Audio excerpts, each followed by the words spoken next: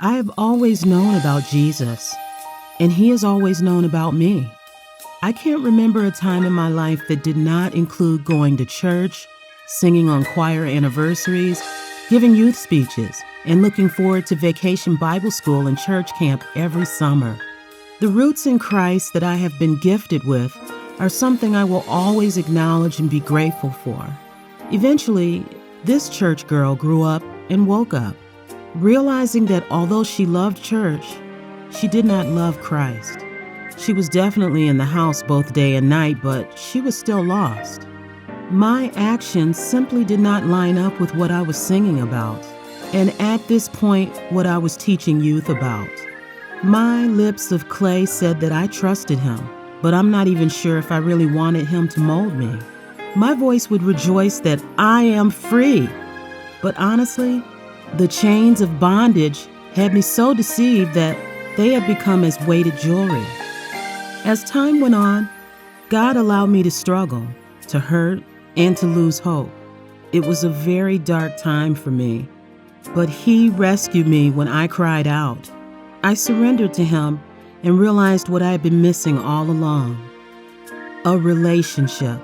There are lots of people we know of, but there are only certain ones who are part of our village. It became apparent that I had been substituting a relationship with him with works, good deeds, and a strong talk, while at the same time nurturing a vibrant and active life of sin when I wasn't in church mode. I assumed that because he knew my heart, he overlooked my sin. Enough close calls, failures, and embarrassment helped me to realize that I was doing something wrong. Though some sin was fun, I couldn't ignore that it was tearing my life all to pieces. I was missing the purpose of salvation. Being saved from hell is important, no doubt, but there is so much more. When you are truly in love, you want that person involved in everything you do, and it breaks your heart to know that you've broken that person's heart. Bedtime becomes a drag, unless you're married, because you dread the separation. You crave constant conversation and contact with the one you wake up thinking about every morning. I can say that God is finally the center of my joy and really mean it. And what's mind-blowing is that he's always wanted to be that for me. I was the holdup. He simply allowed me to survive horrific times, even those I caused myself. He let me experience the loss of people and things, and he simply allowed me to reap a lot of rotten seeds that I had sown. Some mistakes can't be undone, and the history may never disappear from the minds of those you've hurt or have sinned with.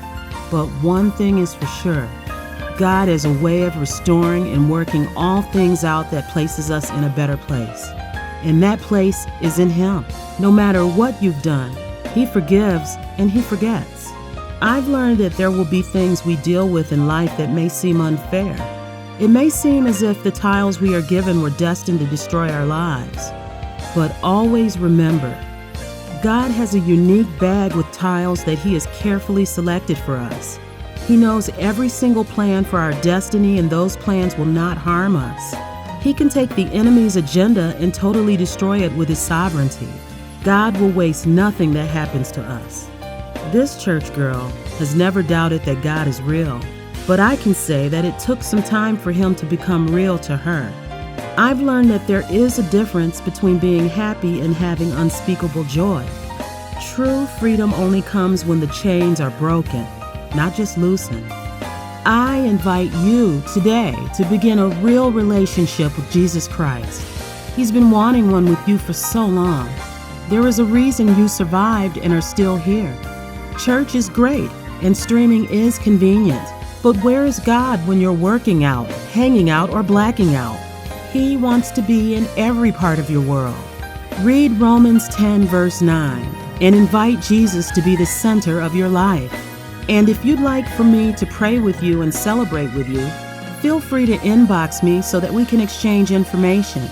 May God's peace, love, and blessings saturate you now and forever.